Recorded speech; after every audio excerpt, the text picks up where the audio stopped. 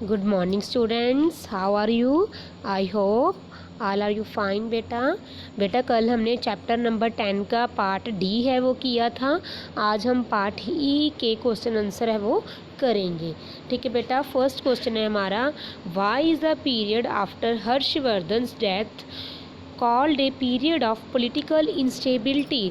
जब हर्षवर्धन की डेथ होगी उसके बाद के पीरियड को क्यों पॉलिटिकल इंस्टेबिलिटी का टाइम कहा जाता है? After his death the whole empire disintegrated into small kingdom. Harshavardhan की डेथ के बाद जो उसका पूरा राज था वो छोटी छोटी पूरी एम्पायर थी वो छोटी छोटी किंगडम में डिवाइड होगी, डिसइंटीग्रेट हो गई। The economic conditions was miserable, economic condition भी अच्छी नहीं रही। There was no proper administration by his weak successor. जो उसके बाद सक्सेसर आए जिन्होंने वहाँ पे रूल किया हर्षवर्धन के बाद, वो भी वीक थे, मतलब वो भी ज़्यादा पावरफुल नहीं थे। So this was a period of political instability. ये सारे रीज़न हैं जिसके कारण हर्षवर्धन की डेथ के बाद पॉलिटिकल इंस्टेबिलिटी है वो आ गई।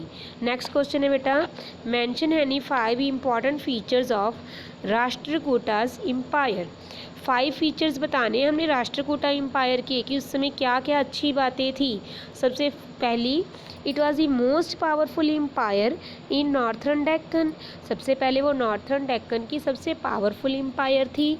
Second, Dantidurga was the real founder, कि उस समय जो दांती दुर्ग था वो राष्ट्रकूटा एम्पायर का क्या था, रियल फाउंडर था ऑफ दिस एम्पायर। थर्ड है, the Rashtrakutas were great warrior and scholar. जो राष्ट्रकूटाज थे वो वैरियर भी थे और स्कॉलर भी थे। वैरियर का मतलब क्या होता है, योद्धे जिनको मतलब कि वॉर के सारे रूल रेगुलेशन पता होते हैं, ठीक है। और स्कॉलर विद्वान कह देते हैं, ठीक है, जिनको काफ़ी नॉलेज होती है। फोर्थ है, दे मैन काइंड ए ह्यूग आर्मी, सॉरी बेटा, दे मेंटेन्ड ए ह्यूग आर्मी। इसके अलावा उसने आर्मी भी बहुत ज़्यादा मेंटेन की हुई थी, ठीक है। उसके फिफ्थ है, they were great patrons of art and learning. हमने ऊपर पढ़ा वो ग्रेट वैरियर थे, स्कॉलर थे। देखो इसके अलावा वो आर्ट और लर्निंग के भी बहुत अच्छे मतलब माहिर थे, ट्रेंड थे, ठीक है बेटा। ये राष्ट्रकूटा एम्पायर के 5 फीचर्स थे। उसका थर्ड क्वेश्चन है, why is the contribution of the Pala dynasty in various field. मतलब हमने पाला डायनेस्टी की अलग अलग फील्ड्स में कंट्रीब्यूशन बतानी है कि उसने क्या क्या किया। सबसे पहले, दे setup A centre for Buddhist education. सबसे पहले उन्होंने बुद्ध धर्म की एजुकेशन देने के लिए सेंटर है वो सेट किए। Second, they spread Buddhism to distant countries. देखो अपनी कंट्री में क्या किया, सेंटर बना दिए जहाँ पर बुद्धिज़्म एजुकेशन, और दूसरी जगह पर बुद्धिज़्म को स्प्रेड करने के लिए भी काफ़ी डिस्टेंस कंट्रीज़ को भी स्प्रेड किया। मतलब अपनी कंट्री में ही नहीं बुद्ध धर्म को फैलाया, दूसरी कंट्रीज़ तक फैला दिया। Third, they gave grants to Brahmins to build temples. वो सिर्फ बुद्ध धर्म का ही पुजारी नहीं था, इसके अलावा उसने ब्राह्मण्स को भी टेम्पल बनाने के लिए काफ़ी ग्रांट्स मतलब दान दिए, ठीक है बेटा। उसके बाद है, mention any 4 famous feature of the Pratiharas rule. अब प्रतिहारस रूल के हमने 4 फीचर्स बताने हैं। सबसे पहला, प्रतिहारा रूलर्स थे वो क्या थे, ग्रेट वैरियर थे, वो बहुत ही महान योद्धे थे, फाइटिंग बहुत मतलब ब्रेवली करते थे। Second, they were great patrons of art and literature, उनको आर्ट और लिटरेचर में वो बहुत अच्छे थे, ट्रेंड थे। Third, many regional languages developed during this period. जो प्रतिहारा से वो ये नहीं थे कि एक ही लैंग्वेज को जो अपनी लैंग्वेज बनाएंगे, ये रीजनल लैंग्वेज में विश्वास रखते थे। उसके बाद फोर्थ है, the art of miniature painting also develop during this period. उस समय आर्ट, ठीक है, और जो समय मिनिएचर पेंटिंग थी वो भी उस समय काफ़ी फेमस थी।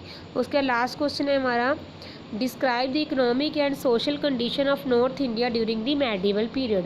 मेडिवल पीरियड में नॉर्थ इंडिया की इकोनॉमिक और सोशल कंडीशन बतानी है। सबसे पहले हम इकोनॉमिक कंडीशन बताएंगे।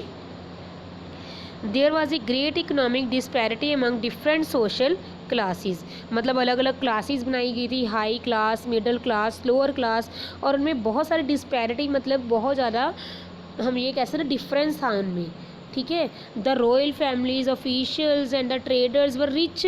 जो हाई क्लास में थे, ट्रेडर्स थे, बड़े बड़े रॉयल फैमिली से रिलेटेड थे, ऑफिशियल थे, वो तो और रिच हो रहे थे। The people in living in villages, जो लोग गाँव में रहते थे वो क्या थे, गरीब थे। ये थी वहाँ की इकोनॉमिक कंडीशन, क्लासेस में डिवाइड किया गया था। सेकंड हमने बताना है उस समय की सोशल कंडीशन।